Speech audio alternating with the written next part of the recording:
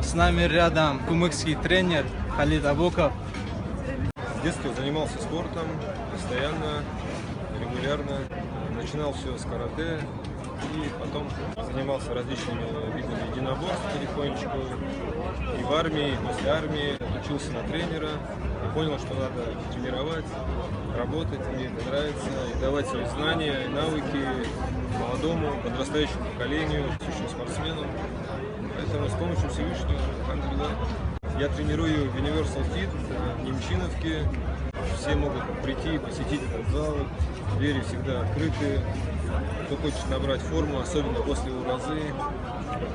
Второй раз, да, меня приглашает община Камуфлар в этот прекрасный шатер Рамадан. И я очень рад принимать такие приглашения.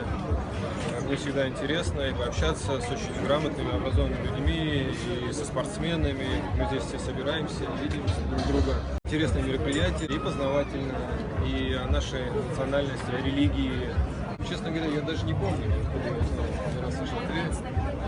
Может быть, и социальные сети, да, может быть, общение. В этот благословенный месяц я хочу пожелать всем мусульманам, чтобы Всевышний Аллах принял их пост, благие деяния, чтобы Аллах простил этот месяц все наши грехи. Пожелать московской организации Камуфлар только вперед, не останавливаться, а побольше праведных дел.